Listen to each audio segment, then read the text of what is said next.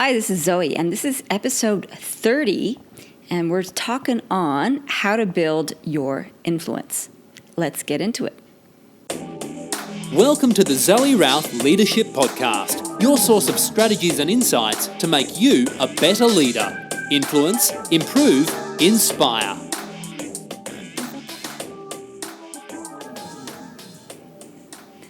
So, hey, welcome. So much amazing stuff going on in the world right now. I can't believe that it's just about June, and this year, poof, gone. And in Canberra here, it's spectacular. I love this time of year, the beginnings of winter, crystal clear skies. I hope it's good wherever you are.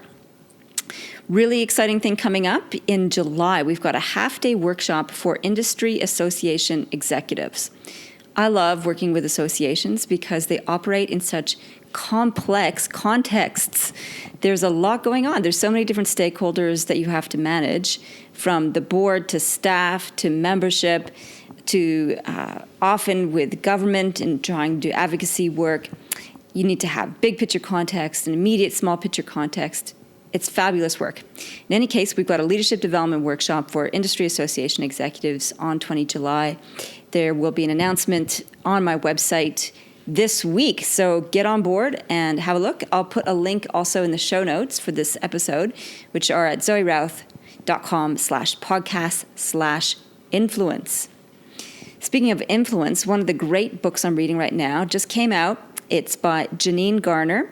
It's called It's Who You Know: How a Network of 12 Key People Can Fast Track Your Success. And it's really a great little handbook. I'm just about halfway through, and she gets you to do an audit of your network and to think strategically about the people you have in your network. And are they doing the right things for you? Do you have a butt kicker?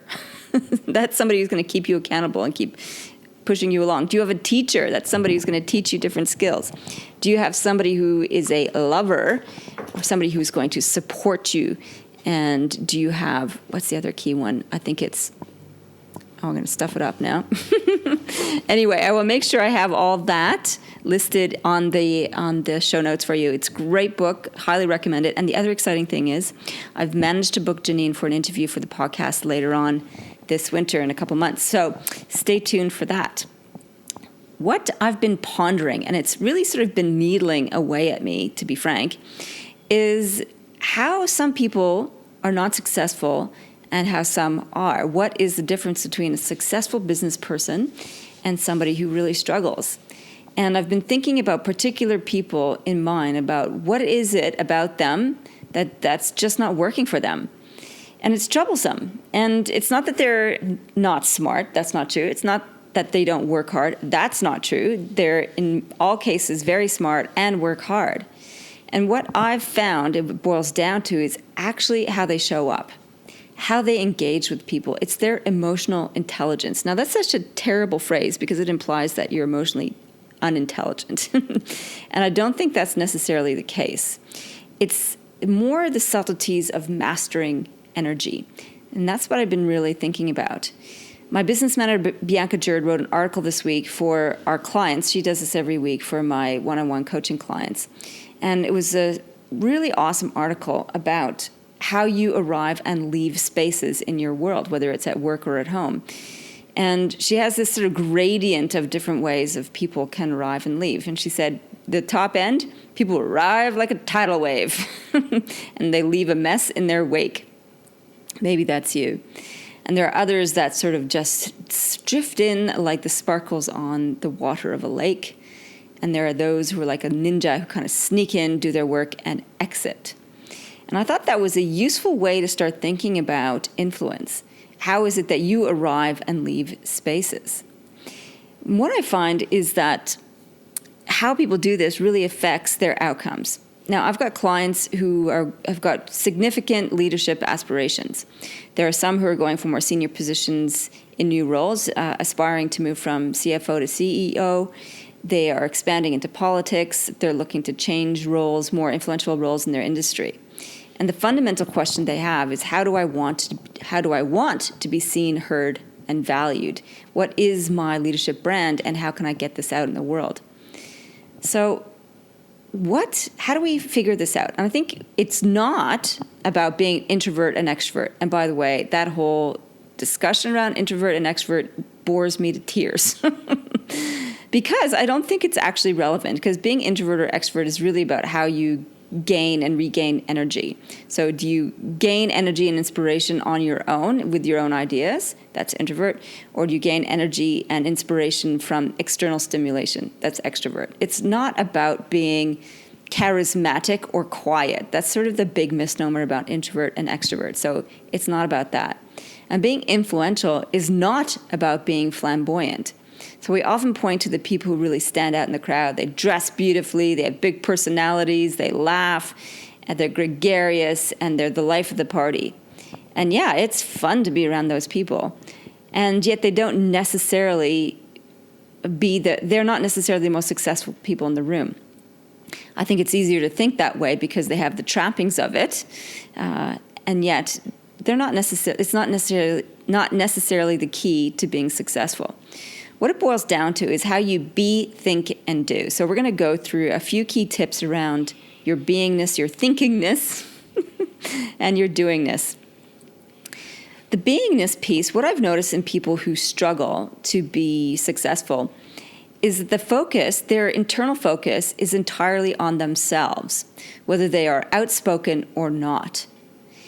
And the people who are quiet and focused on themselves show up through the filters of their worries. When you meet them, you can tell there's this text going on in the background of their head about something. Will I be seen? Will I be heard? Will I be appreciated? Am I good enough? You can just sense their subtext. And they've got this narrative or this filter that's squeezing out their energy in a very self-conscious, tethered way. And others, though, when they're entirely focused on themselves, their energy is still focused on themselves, but it's more of a sucking energy. The people who are focused through their worries, their energy is contracted. Those that are energy vampires and who are more outspoken, their energy it just kind of sucks at you. And the way to describe this, I think, is they're the ones who, whenever you're having a conversation with them, somehow manage to turn the conversation around to be about them and their issues. You've been in those conversations, right? You're talking to someone, they ask you about something in your world, you tell them and they go, oh yeah, that's just like what happened to me last week. And they go into a 10-minute story about what's happening in their world. And you're left kind of going, well, that was nice, and feeling a bit deflated in the experience. So here's the antidote to whether you have contracted energy or sucking energy. And it is this: simply be interested in other people. Focus on helping other people. It gets you out of your own internal narrative and your own need to suck energy towards you. This is not, need to be clear about this, not being self-effacing and and sort of thinking, oh, I just need to be in service to other people and I'll become deflective and invisible in my interest in others. No, that is not what you want. We do not want martyrs, because you know what? Martyrs end up dead. That's not you. We don't want that. So it's a balance of being curious and interested in people and being curious and interested in yourself, so that you have advocacy for your own interests, your own thoughts, and your own desires at the same time and in parallel in your interest and connection with others. It takes practice, because if you've been showing up contracted, to all of a sudden be interested in other people while downplaying your worry filters takes focus. And if you've been a vampire sucker, it's possible no one's ever given you that feedback before. So if you suspect that you're not quite getting results because you're not connecting with people and you're wondering what it is about you, ask for feedback from somebody you trust, somebody who's going to give it to you straight. And you'll find out whether you're an energy sucker or an energy contractor. In any case, both antidotes are about being interested in other people. Not to the point where you disappear, though. That's an important piece. So that's the beingness tip.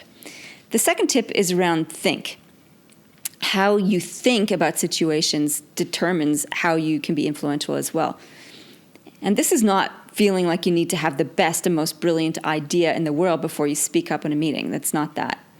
I find that the people who are most influential have done the thinking around perspective and in particular around context of the situation in which they go into. They think in the context of multiple layers.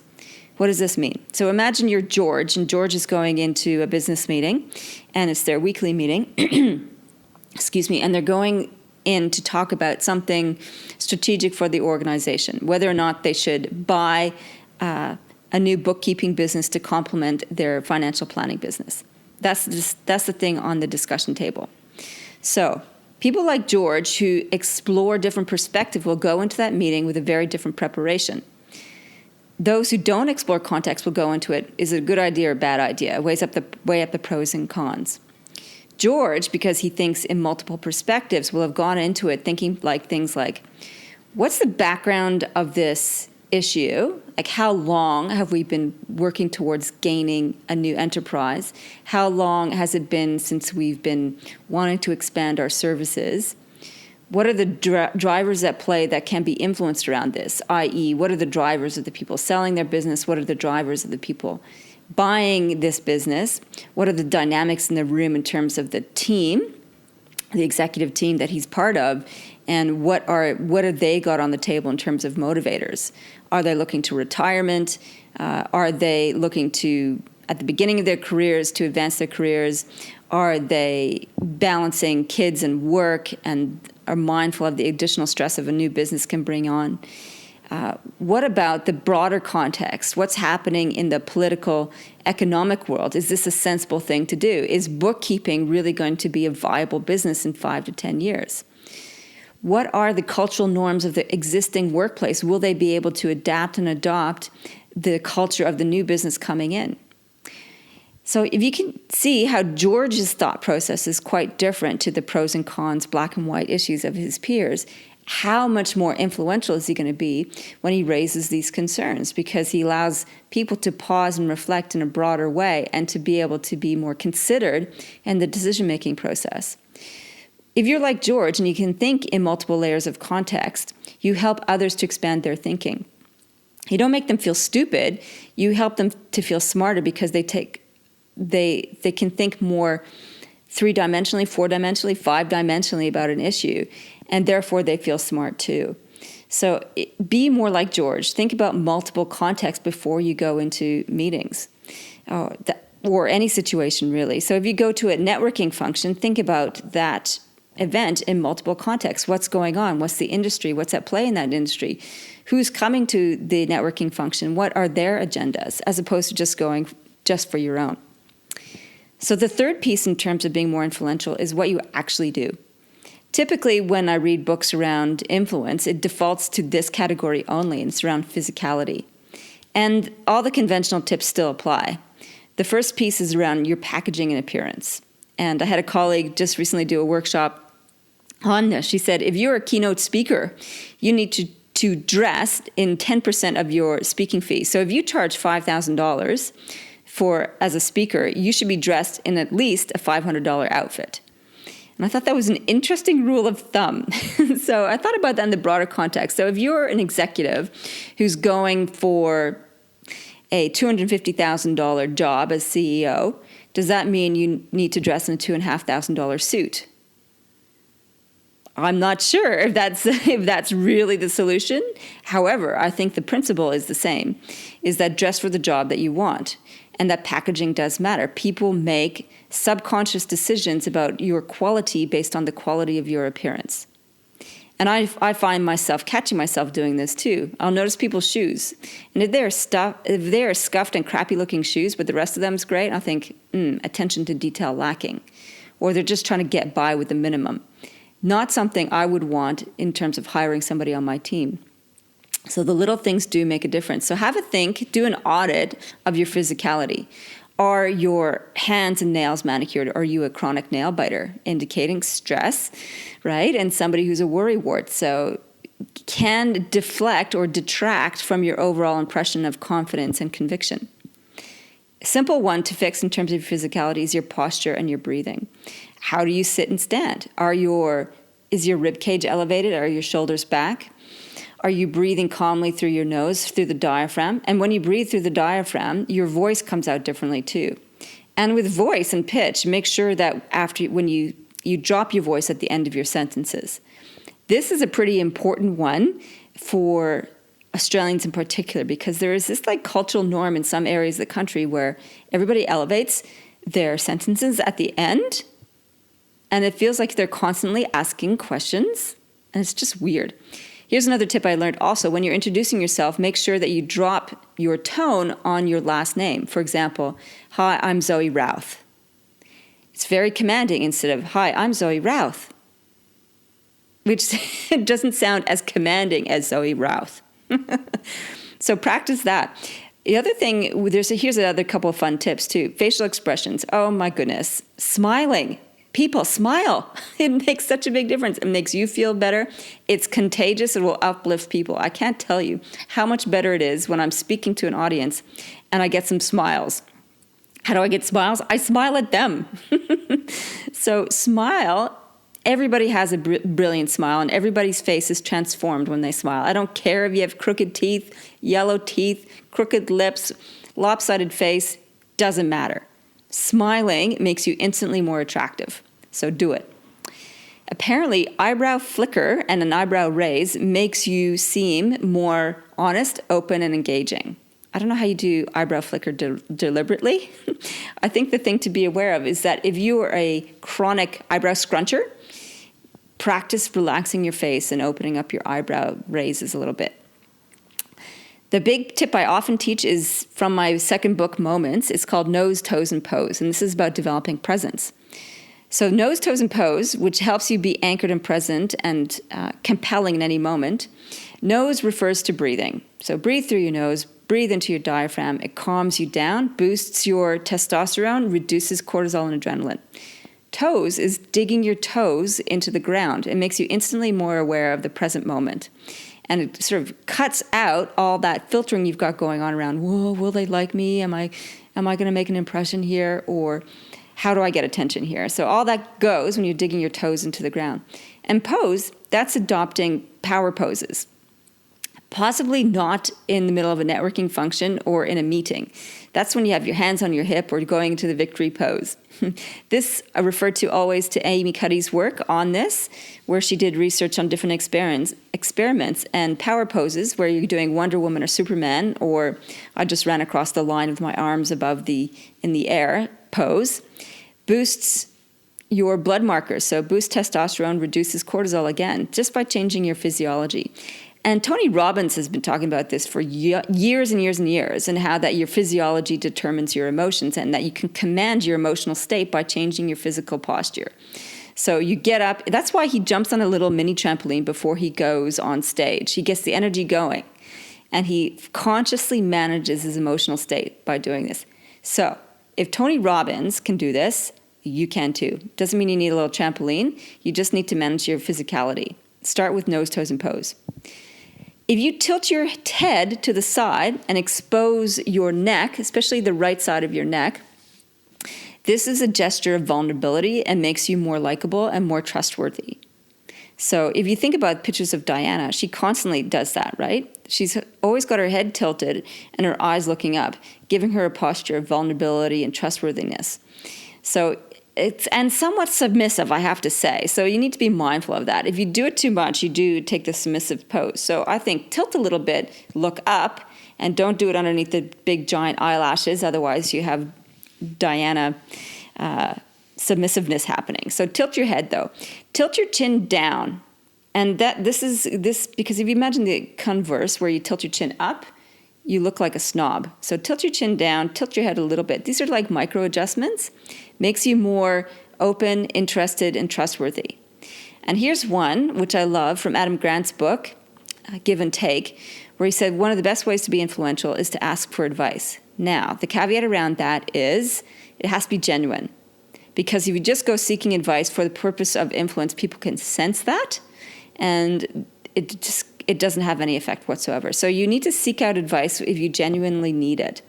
And by doing that, you demonstrate interest in other people's opinions and value their input. Makes you highly more influential.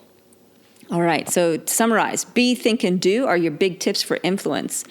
So the big being tip is focus on others, not to the point of self-effacement, just to be an interested and curious person about your life and other people's lives. Serve you wonders. Think, expand your context into multiple layers, and the do is the physicality. Posture and breathing, nose, toes, and pose. I would love for you, if you enjoyed this podcast, to share it with others. And you will find the show notes and the link at zoerouth.com/podcast/influence. And even better, which would be great, because this is a new podcast, is to leave a review and rate it on iTunes. Apparently that helps. It helps spread the word. I would love that if you could do that for me. That would be awesome. And in return, I can do something for you. Just shoot me an email and ask for a book recommendation or a query to your challenge, especially around influence. I'd be love to help you out. My email is zoe@innercompass.com.au. In the meantime, live well, lead well.